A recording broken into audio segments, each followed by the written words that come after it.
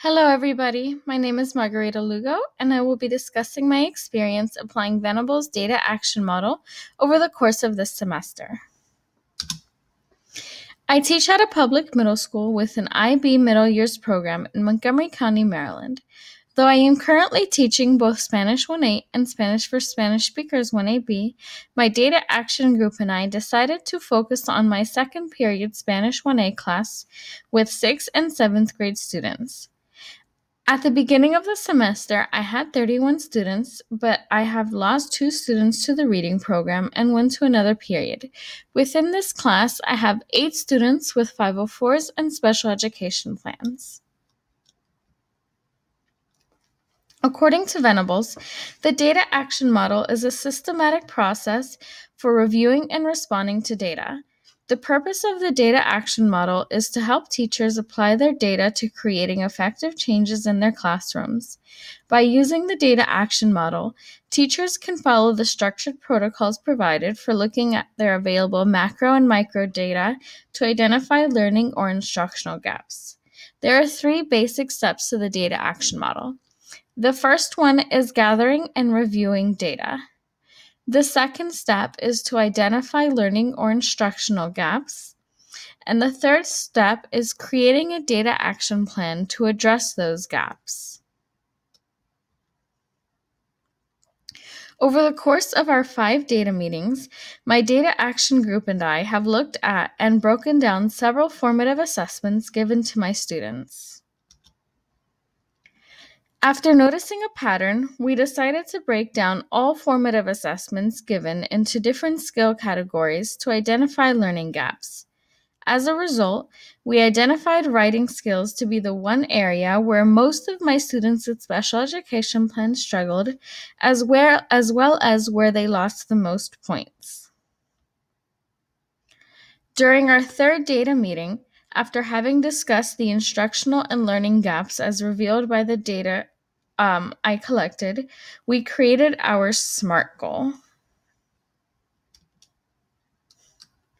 Our SMART goal to address this identified learning gap was that by the end of the numbers unit, 60% of students in the special education program in middle school Spanish 1A, period 2, would achieve 80% or higher on each formative assessment, including listening, speaking, and writing assessments.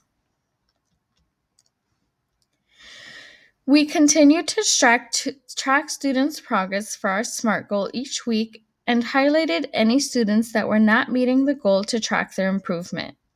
To do this, we used Google Sheets, and with my group members' experience using formulas, we were able to automatically highlight students who continued to struggle with their writing.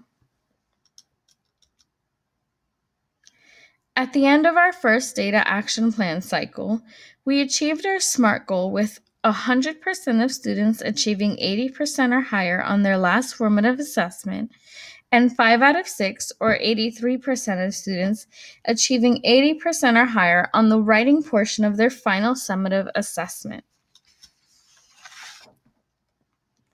Aside from our weekly discussions and breakdowns of my students' formative grades, my data action group also helped me compose a data action plan, including several strategies to implement.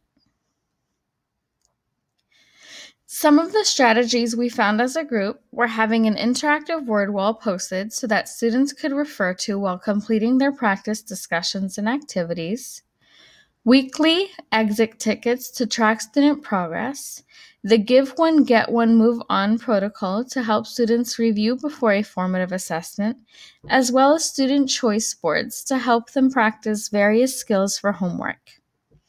Over the course of our weekly meetings, we had to adjust our data action plan a little bit. I decided that I would continue the span of my interactive word wall longer than originally planned because of positive student feedback. I also ended up increasing the frequency of my exit tickets because I noticed that they were helping students practice their skills for formative assessments. I ended up not implementing the student choice boards due to time constraints and used the Go More or Give One, Get One, Move On protocol less than originally planned because of the increase in exit tickets. I ultimately decided that two of the most effective strategies were the twice-weekly exit cards as well as my interactive word wall. I found that the exit tickets helped my students practice essential writing skills in a low-risk environment before taking a formal formative assessment, and that many of my students reported the word wall being a useful tool for them to refer to and support them while completing their various practice activities in class.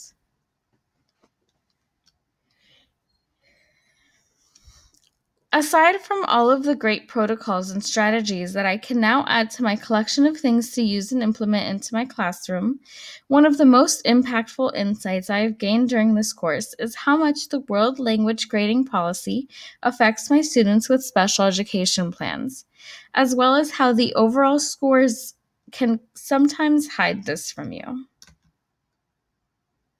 One of the most frustrating things to look at with my group over our weekly data meetings was how obvious it was from my student work that they knew the material, but because of the world language grading scale, many of them were failing their assessments.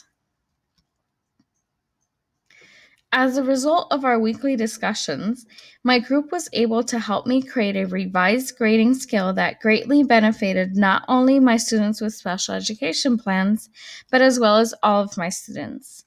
This new grading scale allowed me to focus on what my students actually knew without having to over-penalize them for grammar conventions. Some of the strengths I feel like I displayed over our course and weekly data meetings were that I was consistent in collecting and breaking down data, and that I remained open to feedback and suggestions on my own work, grading skill, as well as to my student work.